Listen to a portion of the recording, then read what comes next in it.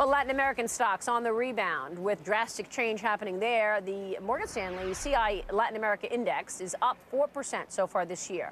My next guest has looked at the contagion risks from a worsening fiscal crisis in Greece and its impact on the region. So is it time to be investing in Latin America?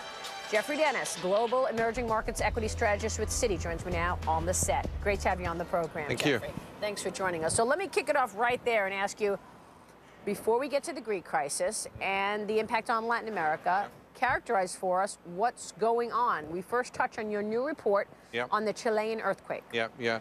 Certainly the Chilean earthquake is a massive, tragic blow to that economy and clearly is going to have a drastic impact on the economy short term, although our economists think the economy will rebound relatively quickly because of the construction spending that needs to be done, of course. And the other point we made in the report is that Chile is a fairly unique country at the moment, in that it has a lot of spare money stored away to actually finance this spending. They have what they call a stabilization fund, which is where they put a lot of their surplus copper revenues. And that fund today is between $11 and $11.5 billion. Doesn't sound like a lot of money, but that's 7% of Chilean GDP. So this is a country running a very low budget deficit, we think, this year. In other words, it's not a situation like Greece. They've got the money, and therefore they can try to put this money to work to clearly reconstruct the economy, which is clearly needed. So this is an economy, these things are always very tragic, but this is an economy probably as better able as any to actually deal with this situation right now. I think what I hear you saying is Chile is not Greece.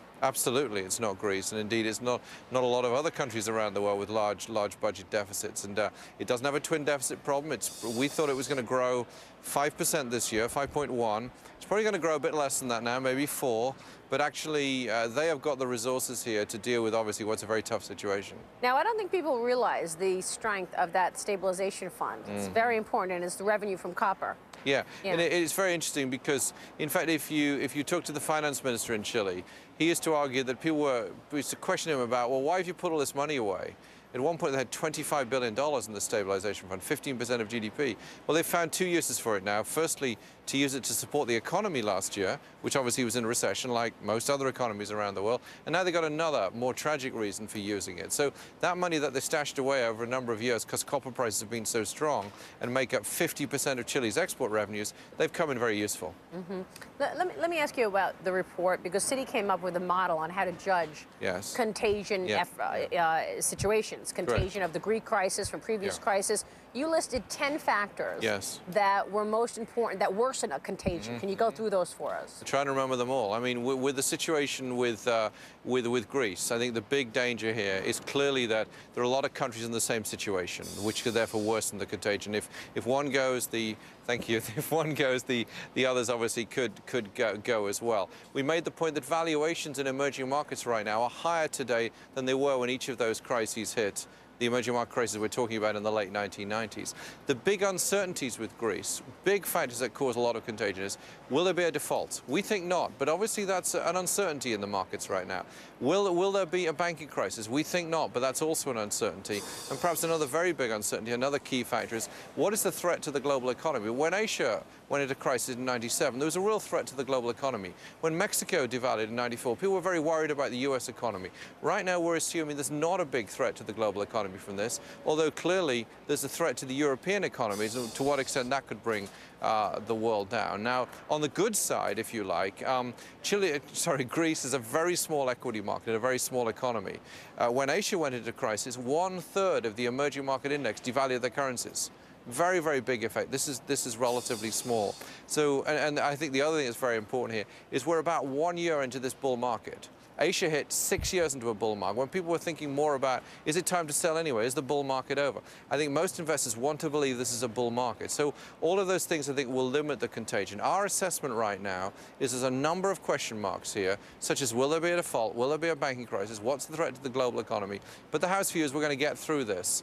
And at the end of the day, the big wealthy neighbor phenomenon, which is very important here, will stop this running beyond Greece into other countries, because at the end of the day, I think the EU is going to have to bail them out. It sounds like, based on all of our talk here, that you're overall bullish on Latin American markets. We're certainly bullish on Latin American markets. So we're bullish on emerging markets generally. We just think there's a lot of volatility going to happen this year. We're long Brazil still. We also happen to like Mexico, because Mexico is going to key off the recovery of the U.S. economy. Our view this year is markets don't go up a lot. They maybe go up 15% because you've got a lot of challenges this year. You always get more volatility in the second year of a bull market. We're probably going to have to deal with the Fed raising rates later this year, although obviously that's an uncertainty.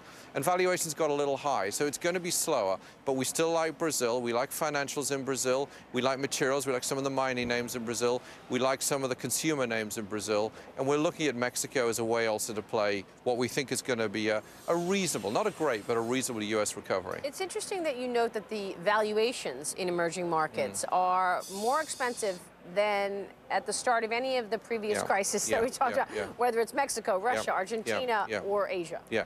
Now, I think the reason for that, to be fair, and this is why you've got to be very careful with these comparisons, are they truly apples to apples? Emerging market fundamentals today are way better than they were in the late 1990s. In fact, the fact we had 4 big crises, one after another, over a 5 or 6 year period, shows how poor the fundamentals are. So maybe you could allow some leeway for that because valuations are higher, partly because people believe the fundamentals are better. But still, it is the case that even this little distance into this bull market, we do actually find that valuations today are a little higher than they were when these other crises hit. But overall, if we can limit the contagion, if we can prevent there being a banking crisis here, a default, and we can limit the damage to the global economy, we're going to muddle through this and we're going to make gains. Yes, we are long-term bullish. All right, we'll leave it there. Geoffrey, nice to have you on the program as usual. Thanks very much. Appreciate it. Geoffrey Dennis, Citi Global Emerging Market Strategist.